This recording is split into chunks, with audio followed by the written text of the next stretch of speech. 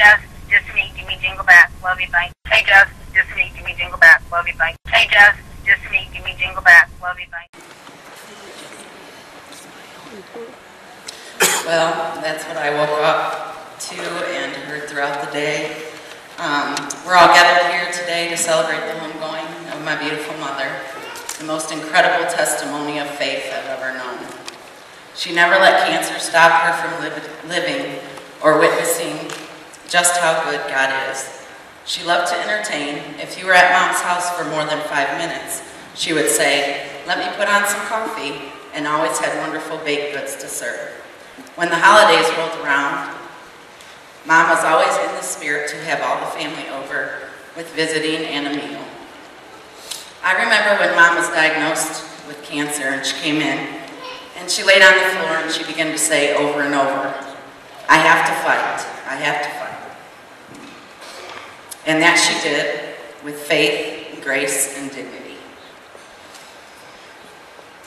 With the mountains came valleys, and if you've ever heard my mom sing, "God on the Mountain," she lived it. And if you haven't, you should go to YouTube and you'll be blessed.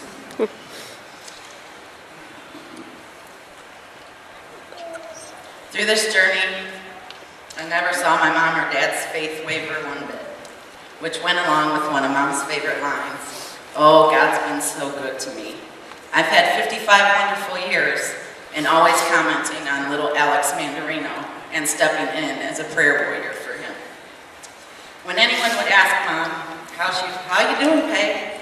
she would reply, "Oh, I'm great, how about you?" And no matter the pain or how sick she was, she never complained. My mom shared a lot with me through this journey, as she knew I needed a little bit of peace about what was going on. Always talking someone through something, even her own battle. She mothered me and prepared me the best that she could for this day, reassuring me, "Jess, you have to trust in God's timing. I am." One memory that sticks out was when Mom was going to be airlifted to Chicago. As they came in and explained how important it was that she get a breathing tube for the trip, Mom simply said no. They kept on trying to get her to do it. "We don't think you'll make it." Mom simply looked at them and she said, "It's not over until God says it's over. And if it's in a helicopter over Lake Michigan, then so be it." Again, showing us her great faith in the Master and that it is all in His timing. Well, she made it. I think my pages got messed up. Just a week ago, on Thursday, I got to spend the whole entire day with my mother. And it started out with her showing me all the stuff, all of the bargains that she got earlier that morning, rummaging. Then was followed by breakfast with Grandpa and Grandma and Aunt Sue and Lily Bear. And after that, we had to go get pumpkins for the kids, so they got the best one in the patch. After that, we saw another rummage, and I said, "Should we stop?" "Of course." Then telling me, "Now, when I'm gone, you better carry on my legacy." I said, "I know, Mom." We had so many bargains that we had to go to the ATM. And as a matter of fact, I just asked my dad yesterday if he had a clothes budget for us because we were all going to look like ragamuffins. His mom got the sales and bought us stuff constantly.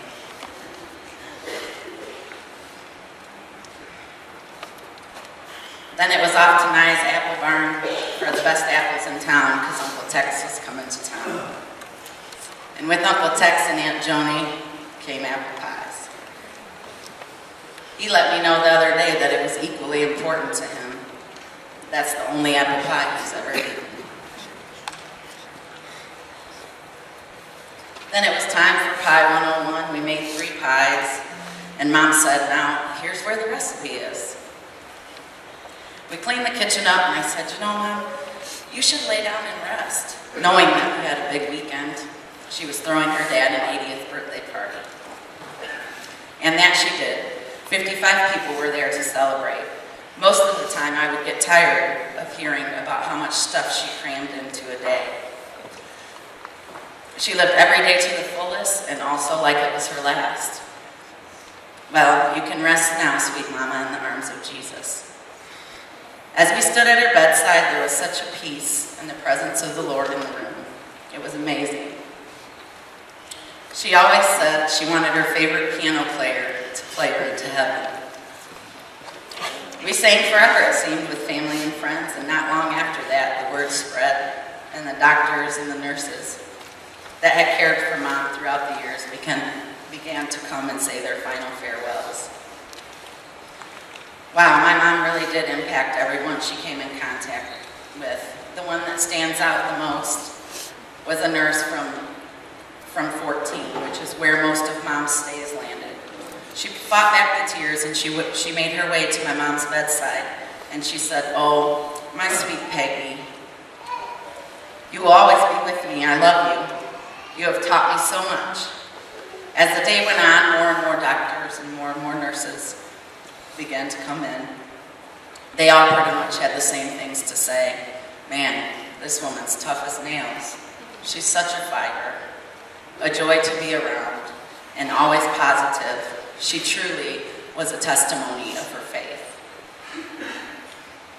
I can still hear her singing, "Heaven for me, and tears are a language, freedom in my soul, and God on the mountain. Mimi, I will miss your phone calls every day, and your beautiful contagious smile, and the good nights, but you are at peace now and with Jesus." If you knew my mom, she loved her grandkids. And when my mom first got sick, I had a lot of pictures of Mom when she was well. And Cooper kept saying to me, "You know, Mom, that's not my Mimi." And so the more and more he said it, the more and more I thought about it. And I thought, you know, I think I'm going to take those down and I'm going to put them in a box and photo albums and, you know, save them. And so I began to replace those photos with photos of what the reality was that we were going through. Well, on Monday, Cooper said to me on his way to school, he said, "Hey, Mom, do you know where you put all of those pictures of Mimi?" And I said, "Well, yeah, son, they're right there on the shelf." "Well, Mom, you better get those out because that's what she looks like now."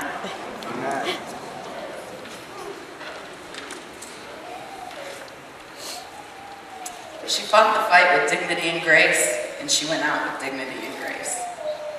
I love you, Mom, and I will never forget you. And as I told you, I'm one lucky lady to have your fingerprints all over me. I love you, and I want to leave you with this. The Dash poem by Linda Ellis.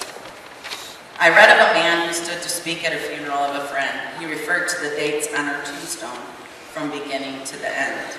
He noted that the first date of her birth, and then spoke the following date with tears. But he said what matters most was the dash between those years. For the dash that represents all the time that she had spent alive on earth, and now only those who loved her know what that little line is worth. For it matters not how much we own, the cars, the house, the cash. What matters is how we live and love and how we spend our dash. So think about it, long and hard. Are there things that you would like to change? For you never know how much time is left. That can still be rearranged. If we could just slow down enough to consider what's true and real, and always try to understand the way that other people feel, and be quick to anger, and show appreciation more, and love people in our lives like we've never loved before. If we treat each other with respect and more often wear a smile, remember that that special dash might only last a while. So when your eulogy is being read, with your life's actions to rehash, would you be proud of the things they say about how you spent your dash? And I want to thank everybody for their love and continued support. This has been a long journey for us. We appreciate all the prayers going up for us, and I appreciate all of you being a part of my mother's dash.